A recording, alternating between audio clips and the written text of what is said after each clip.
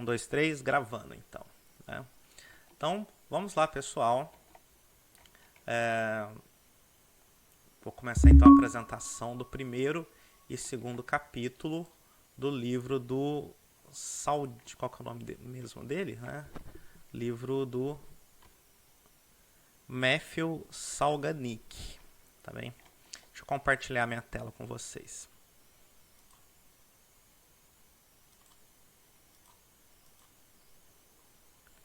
Vocês me confirmem se vocês estão vendo a minha tela, por favor. Sim, professor. Estão vendo a minha Sim, tela? dá pra ver. Dá. Ótimo. Sim. Ah, tá. Ótimo. Muito bom. Muito bom. Então vamos lá. Eu vou fazer a apresentação e eu vou ser intencionalmente rápido no que eu vou falar. Tá bom? Por quê? Para a gente poder dar tempo de passar por todos os slides e talvez ter um tempinho aqui para discussão. Né? Eu vou basicamente falar o conteúdo do texto e fazer alguns complementos sobre aquilo que eu sei, aquilo que eu de assuntos assim que podem facilitar, conceitos, termos técnicos e coisas assim. Alguns exemplos, além daqueles que estão no livro e tudo mais. Né? Em primeiro lugar, falar aqui sobre o autor Matthew Salganick.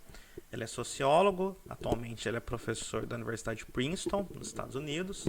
Também é diretor do Centro de Política de Tecnologia da Informação e mais outros vários centros de pesquisas da Universidade de Princeton, como o Escritório de Pesquisa Populacional, o Centro de Estatística e Aprendizado de Máquina. Inclusive ele fala no meio do livro sobre a ideia aqui do aprendizado de máquina, né, que é uma técnica muito usada no ramo da data science e inteligência artificial, tá bem? E esperamos aqui que nesse grupo a gente comece a entender um pouco mais também sobre essas técnicas e sua aplicabilidade nas ciências sociais. Bom, onde é que o Salganick tirou a inspiração para escrever esse livro? Ele diz no prefácio do livro que ele teve essa inspiração quando ele era estudante de doutorado na Universidade de Princeton, melhor, na Universidade de Columbia, em Nova York, e ele um dia acordou e percebeu que tinham tido 100 respondentes para um experimento online que ele tinha montado. Então imagina como que é difícil, né, você conseguir experimentos reais, experimentos que em geral as universidades americanas eles fazem muitos experimentos, né, mas em geral eles convocam alunos da própria universidade para participar de alguns experimentos. Né. Nos Estados Unidos é permitido pagar, né, no Brasil é bem mais difícil, tem entraves legais contra isso, mas nos Estados Unidos eles pagam uma graninha ali pouca, mas para um estudante de graduação, né, pode fazer uma diferença aí no final do mês. Então, mas tudo isso, lidar com pessoas fisicamente, presencialmente, é caro, é complicado, é trabalhoso, requer planejamento. E aí ele conseguiu montar um experimento online, que você entra no site, ele não dá detalhes sobre que experimento que era, mas é um experimento que imagino que você entra no site, responde algumas perguntas, algo parecido com um formulário online. E aí, por algum motivo, 100 brasileiros, né, durante a noite, fizeram o experimento que ele montou. E ele falou, nossa, fazer um experimento com 100 pessoas na universidade dele seria muito difícil, muito caro. E ele percebeu que ele conseguiu fazer isso em uma noite enquanto dormia. Né? E com isso ele ficou impressionado com as potencialidades do uso de dados computacionais para a pesquisa social. Né? Então, tá aqui mais ou menos começando, puxando esse fio, né? Puxando essa semente, criando essa semente, é que ele acabou anos mais tarde gerando um livro. Né? E ele também cita na introdução aquilo que eu já mostrei na minha apresentação do outro dia, né? Que ele fala sobre a crescente digitalização da vida, né? E como a abundância de dados observacionais gerados por interações em mídias sociais, vendas online, aplicativos eletrônicos, registros administrativos, arquivos digitalizados, a internet das coisas também, né? Existe também muita gente fala que a nova fronteira da informação digital será a internet das coisas, ou seja, muitos deles aplicativos vestíveis, né? Você vai, hoje em dia o pessoal coloca chip em tudo, né? Hoje em dia o pessoal coloca chip no tênis, relógio, não é só um relógio, já é um microcomputador, óculos no futuro, poderá ser, termostato dos prédios, ar-condicionado, babá eletrônica, tudo tem chip e tudo guarda informação. E essa informação vai parar em algum lugar. Normalmente vai parar na mão de uma empresa que vai utilizar esse dinheiro, esses dados para ganhar dinheiro de alguma forma. Ganhar mais dinheiro ainda, obviamente, né?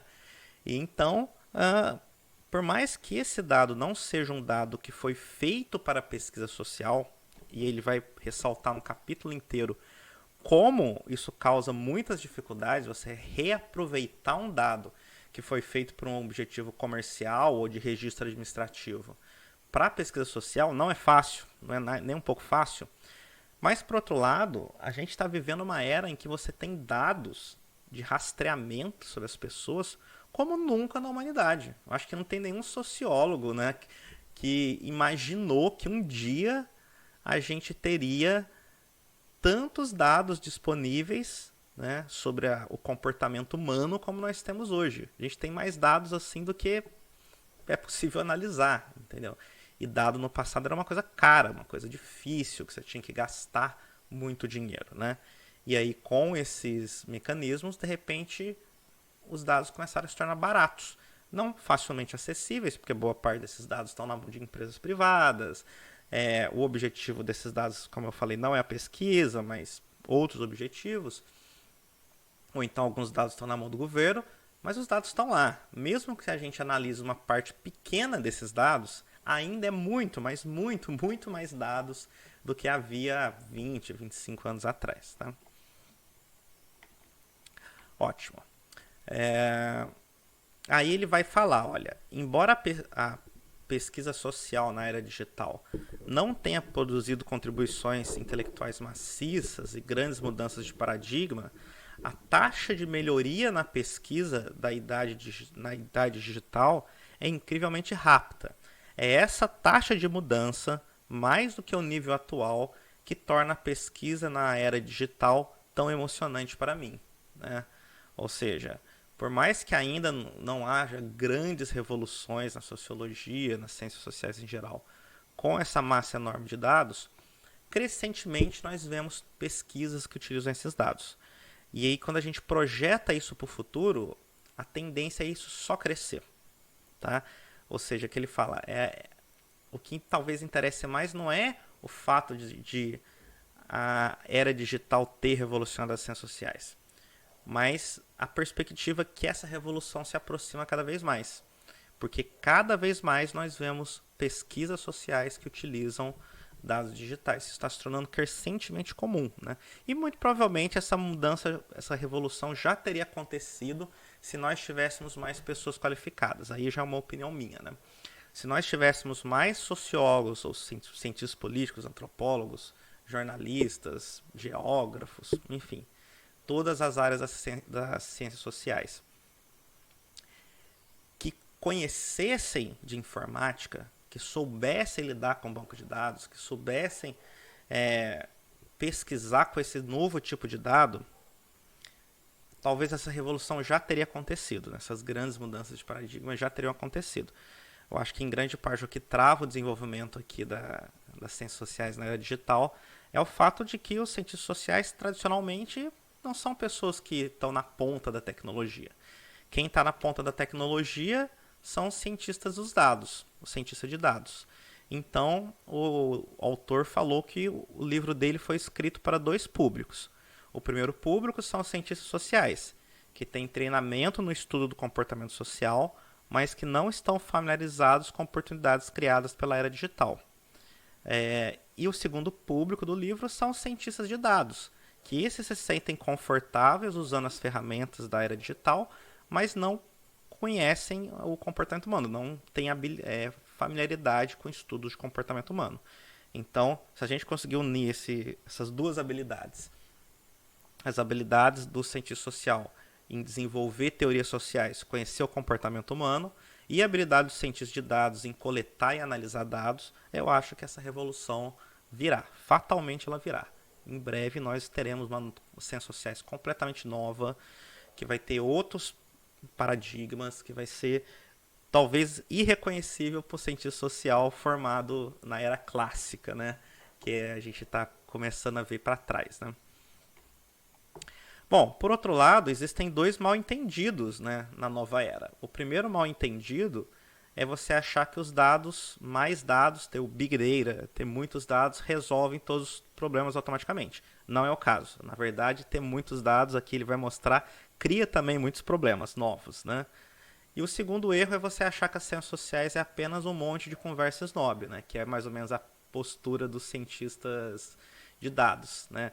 De que você quer fazer algumas correlações, algumas predições, e a teoria social é simplesmente um bando de blá blá blá. Nenhuma visão é correta, nem a outra é correta, né? A gente vai precisar de bons instrumentos de análise de dados, bons analistas de dados, mas também bons teóricos pessoas que saibam fazer perguntas teoricamente relevantes. Acho que esse é um ponto fundamental. Bom, agora eu vou entrar no capítulo 1. Agora deixa eu dar uma olhada aqui, porque como eu estava fazendo muito barulho essa aba, eu acabei tirando o som dela. Se alguém fez alguma pergunta, eu vou pedir que por enquanto falem aqui no chat, porque eu desativei o som da aba. Vou ativar de novo para ver se... Que parecia que toda vez que alguém entrava ou saía, fazia um pequeno bip aqui, né? Vou tirar aqui, senão, mas por enquanto façam perguntas se alguém quiser. Eu vou ficar periodicamente olhando aqui o chat. De toda forma, por enquanto façam perguntas aqui no chat que eu poder responder em algum momento, tá bem? Bom, capítulo 1. Eu vou tirar o som de novo porque o som da página acaba me incomodando um pouco. Depois eu vou pesquisar